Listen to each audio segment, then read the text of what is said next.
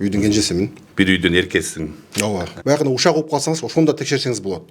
Сиз бактылуулардын катарына кошосузбу, өзүңүздү же ийгиликтүүлөрдүн катарына кошосуз?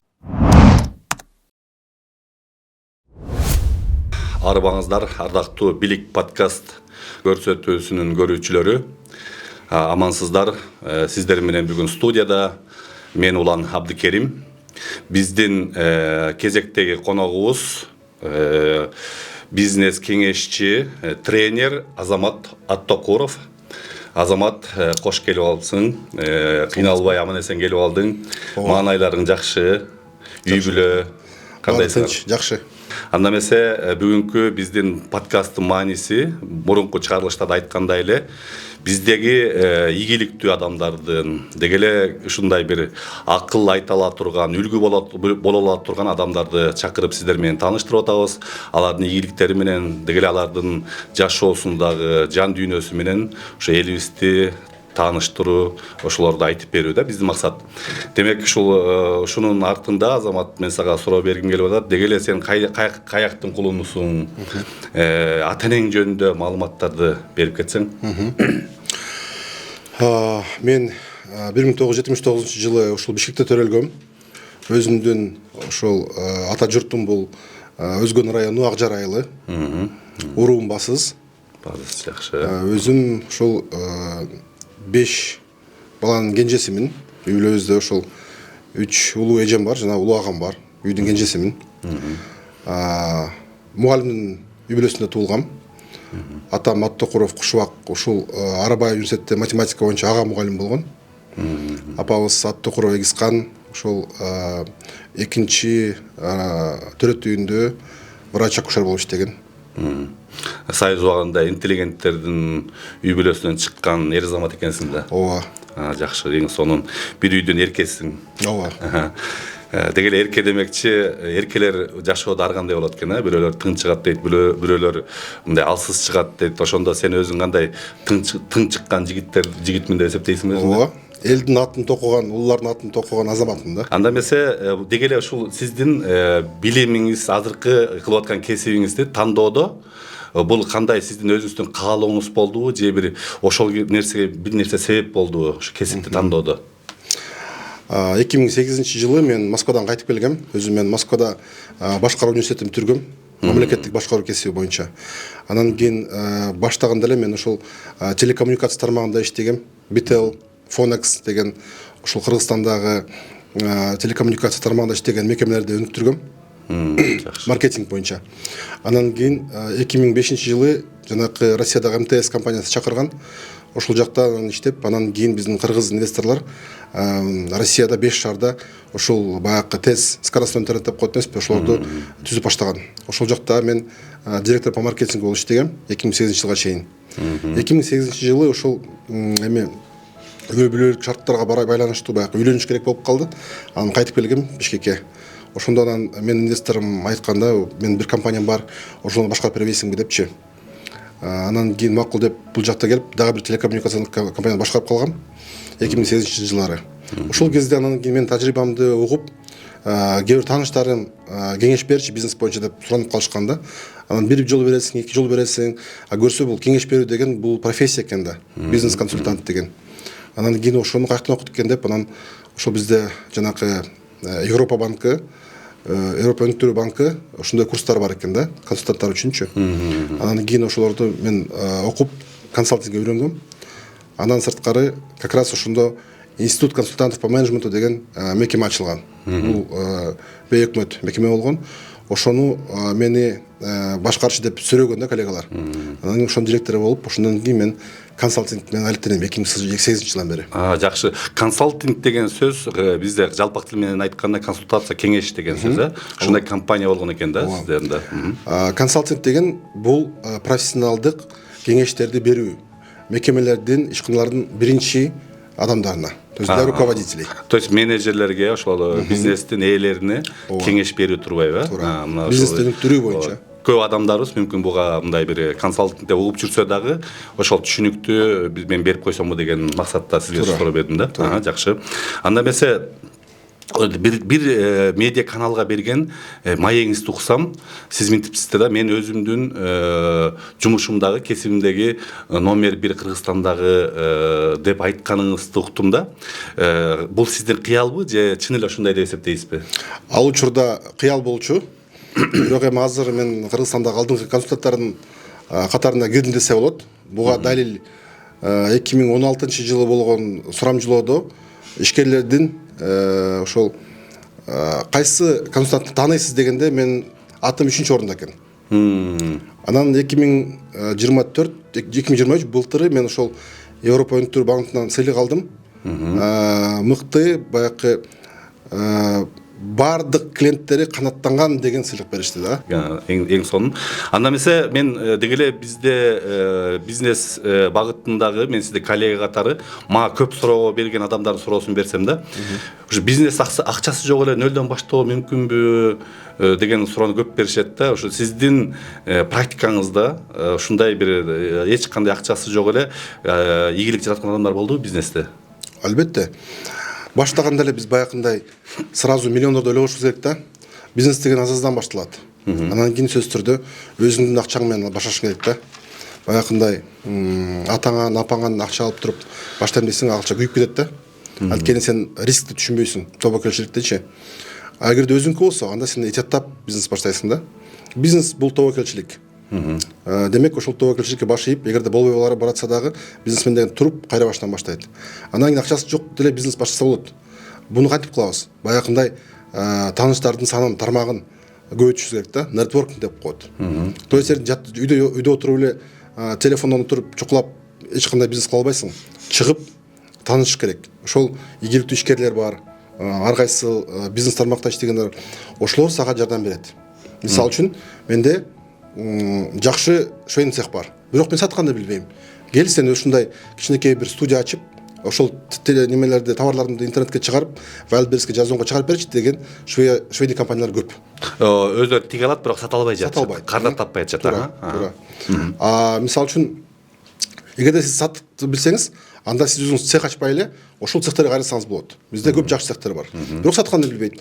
Камерадан уялат, мисалы үчүн чыкканды билбейт, сүйлөгөндү билбейт. Аларга сен сатып берсең, как раз отдел продаж болушу мүмкүн дегендейчи. Демек, ошолорду сиз үндөйт экенсиз да, ошол адамдарды келгиле анда ошол сата албай аткан нерсени сатканга сиз анда адис болуңуз деп сунуш берет экенсиз да. Дагы бир мисал, азыр мисалы үчүн электромобилдер саны жылга көбөйүп баратат. Бишкекте азыр 18 000 электромобиль бар экен да. Анан кийин зарядный станциялар жетишпейт. Азыр мына ушул технопаркта барсаңыз, 4 машина зарядка турат, дагы 4 кезекте турат да. Жетишпейт дегенди билдирет. Демек анда Бишкекте бош жерлер бар. Мисалы үчүн Лалафон ачсаңыз деле арендага берем деген жерлер турат да. Эми алар кымбат сурайт. Мисалы үчүн 50 000, 100 000 сурайт арендагачы. А бирок сиз алар менен сүйлөшсөңүз болот. Кел мен зарядный станция коеюн, чогуу мындай асфальт төшөп, андан көрө бизнес кылып иштейбиз чогуу. Партнерство, то есть шериктештикти. Шериктештик. А зарядный станцияны каяктан алабыз десек, азыр мисалы үчүн Айыл банк жашыл кредит берип жатат. 10%-дан 5 жылга чейин сом менен. Анан кийин бизде жакшы компаниялар бар, ушундай зарядный станция кылган. Evion, Spark, Elkup дегендер. Алар ижарага да берет жанакы зарядный станциялардычы. Же болсо кредит алсаңыз болот ошого дегендей. Ушул сыяктуу эле региондордо да, айыл жергесинде бир-эки бир идеяны элге мындай бир сунуштай аласызбы? Бир-эки идеяны да, ушу сыяктуу азыркы сыяктуу айылда эмне иш кылып, ошонун артында бир каражат табуу мүмкүнчүлүктөрү бар. Туура. Эми мына мен айтып коеюнбу, азыр кантип бизнес идеяны тапса болот да? Жакшы идея бул өзүнүн сигналдары болот экен да, симптомдору болот экен. Мисалы үчүн бул кезек. Мынакей автомобиль, электромобиль кезекте турат, дагы эмне жетишпейт. Бала бакчалар жетишпейт. Анткени мамлекеттик мектептер жана жанакы бала бакчалар айылдарда жетишпейт. Бул жакта ачса болот. Өзүңүздүн үйүңүздү эле колдонупчу. Бизде жылдан жылга туризм өсүп баратат дагы, и дагы жыл сайын 20% өсүп жатат. Демек туристтер көбөйт, демек мейманкана кылса болот. Өзүңүздүн эле үйүңүздү мейманкана кылса болот. Анан кийин если сиздин баягы үйүңүз мисалы үчүн жолдун боюнда болсо, дагы эле ушул электрозарядный станция койсоңуз болот да. Келечекке. Бул такыр эле жетишпейт бизде. Мисалы үчүн Ош Бишкек жолунда, Бишкек Каракол, Бишкек Талас, Бишкек Нарын жолдорунда жетишпейт да. Ал реклама да кылбайт. Себеп дегенде баягы тиркемеде эле көрүнүп турат да. Кайсы жерде зарядный станциялар бар депчи. Тугиске кирсе эле Ооба. 2 кисте алардын баары коюлуп калган, Рекламага да акча коротуп Анан кереги кийин жок. клиент басат, жакын жерде кайсы жерде бар дегенде сиздин адресиңиз чыгат. Андан башка бизде тоок эти жетишпейт. Биз тоок этин импорт кылабыз. Россиядан, Казакстандан, мурун Украинадан азыр билбейм, келет, Кытайдан келет. Кытайдан, Араб өлкөлөрүнөн келет. Эми ушул тоок этин биз өстүрө албайбыз, өстүрүш керек да. Мисалы үчүн баягы эт багытындагы бройлер тооктор жетишпейт бизде. Андан сырткары жумуртка да жетишпейт бизде. Бизде өзүбүздүн ошол камсыздаган максимум 20% эле өзүбүздүн жумурткабыз менен камсыздайбыз. Аны ири ишканалар баягы Акку, Аталык жана Тойбос сыяктуу компаниялар чыгарат. Дагы эле жетишпейт жумурткачы. Ошол жумуртканын жетишпегендиги бизге эмне көрсөтүп турат экен? Баасы. Эгерде ал 11 сомдон 12 сомдон жогору болсо, демек бул баягы орусча айтканда выгодно болот да сизге. Себеп дегенде өзүңүз өстүргөндө желательно 500 тооктон жогору өстүрүш керек да, баягы жумуртка багытында. Өзүн акташ үчүн ошол короткон убакытты акташ керек. Сарайды акташ үчүн, клеткада акташ үчүн 500дөн жогору тоок багыш керек. Бизнести баштап, бирок ошол бизнестен мындай бир натыйжага чыкпай алган ишкер болом деген адамдардын саны көп да. Ошол адамдарга эмнени сунуштайт элеңиз да? Ушундай адамдарга алар окуш керек беле, же жөн эле бир нерсени барып иштеп көрүш керек беле, кантип бизнести баштаганды сунуштайт элеңиз да? Негизи бизнес баштаардын алдында албетте китеп окуш керек. Менеджмент боюнча, маркетинг боюнча, сатуу боюнча китептер бар. Кыргыз тилинде да которулган. Ошолорду окуш керек. Анан кийин тобокелчиликтен коркпош керек. Бизнес баштаганда жанакындай бир кеңешип жүрө берет да. Мындан сурайт, андан сурайт. Ар кимден сурай берсеңиз, анда сизде коркуу сезим пайда болуп калат. Анткени сизде койчу бул болбогон нерсе, муну баардыгы кылат.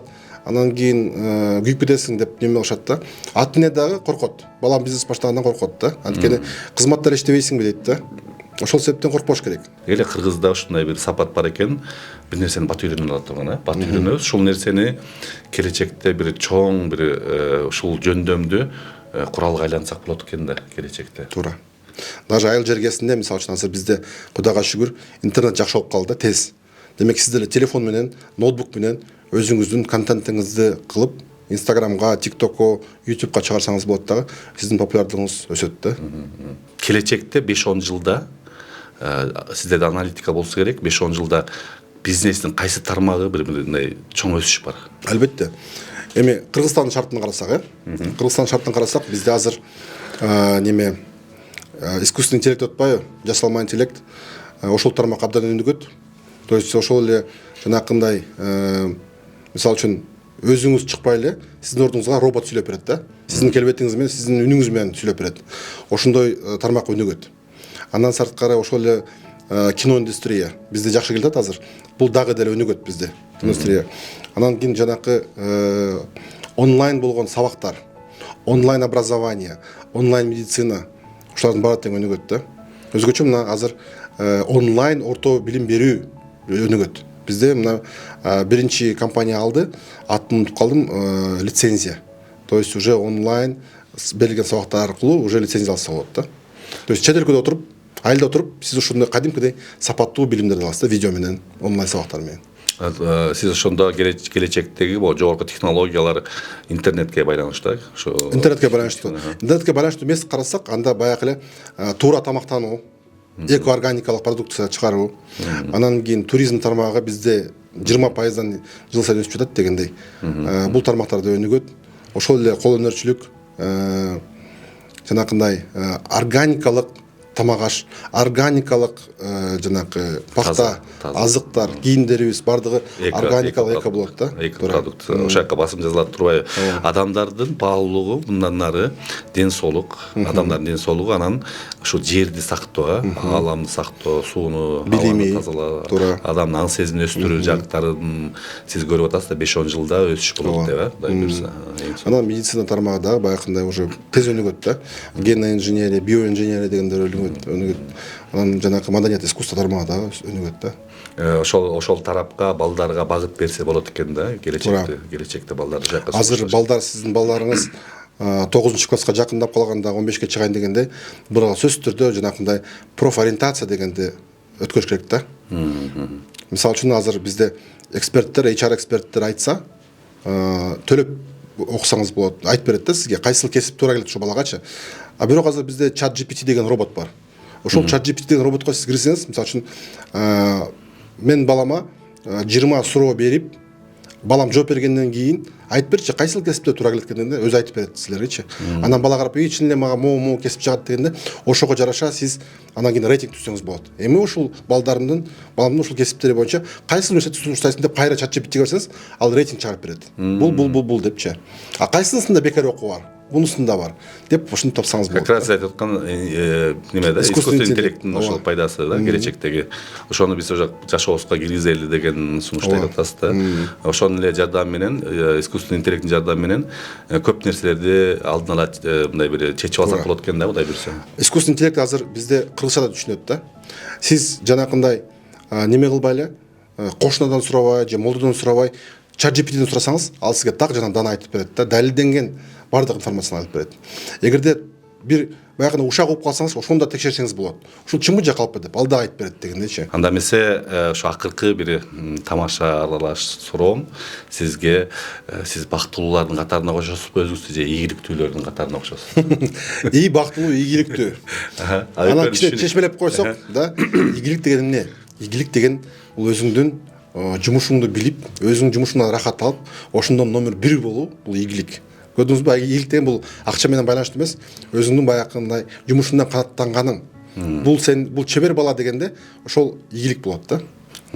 Ошол натыйжасы экен да. Натыйжасы. Сен ошол жерге 1-дикке кирдиңби, 3-дүккө кирдиңби, 5-дикке кирдиңби, бул көрсөткүч экен, Мисалы менин бир досум өтүкчү. Мисалы үчүн баягы азыркы коуч блогерлер чотпай ошолор айтышы мүмкүн, бул ийгиликсиз жумуш депчи. Жок, ал абдан бактылуу. Анткени өзүнүн жумушун, ушул өтүкчүлүк жумушун абдан жакшы билет, сүйүп, и номер 1 райондо бардыгы ушул жака алып келишет да. А бакыт деген бул баягы тең салмактуулук, ичиңдеги бул тең салмактуулук. Сенин духуң, рухуң, денең барды тең баягындай гармонияда жашаганы, сенин бактылуулук сезим пайда болот экен да. Баягындай келечектен өтө көп үмүттөнбөй, ошого аракет аз-аздан кичинекей кадамдарда жасаш керек дагы. Ошол ар бир кадамдан бул рахат алуу. Бакыт деген мындай узун жол. Бул жашоонун өзү экен да, жашоо. Ошол жана сиз айтып аткан жан, акыл эс, дененин бир гармониясы да. Эгерде ошондой акыбалда жашасаң, ийгиликке сөзсүз жетесиң деп айтып атасыз да. Бактылыкка. Ооба. Сон. Анда эмесе мен карасаңыз сиз менен болгон ушул 1 саатка чукул подкаст ушунчалык бат өттү да. Эмнеге себеби дегенде, бул тармак менин кесипкөйлүгүм да. Мен берем деген суроолордун теңин эле берип калдым да. Азамат келечекте Кудай буйрса дагы бир бизде ниеттер бар, ушу канал чоң каналга айланганда дагы кошумча чакырсак келип бересиз да, Кудай буйрса. Албетте. Анда эмесе ошо көрүүчүлөргө бир өзүңүздүн бир каалоо тилегиңизди айтып койсоңуз. Ушул подкастыбыз абдан кызыктуу өттү. Улан мырза, сизге да чоң рахмат. Анткени сиздин да чеберчилик кесипкөңүз көрүнүп турат да. Кээде ушул интервью алган киши суроолорду мындай асмандан эле алып, экөөнүн бирин байланыштырбайт да, сиздики мындай неме болуп турат экен да, биринен бирине өтүп дегендейчи. Анан кийин чоң рахмат, ийгиликтер. Бизнес баштайм дегендер эң башкысы коркпоңуздар да. Ошол теманы жакшылап өздөштүрүңүз, жанакындай таныш тармактарын түзүңүз дегендей, анан кийин умтулуңуз да. Бизнес деген бул тез башташ керек. Эч коркпош керек дегендей. Эң сонун урматтуу биздин катталуучулар, мындан ары дагы кимдерди көргүңүз келет, комментарий жаза кетсеңиз болот. Деги эле сунуштарды, подкаст жөнүндөгү сиздин оюңузду жаза кетиңиз. Кудай буйрса, дагы бир жолу подкасттын аягында сиздерге айтарым, бакыт өзүңдө, өзгөдөн издебе.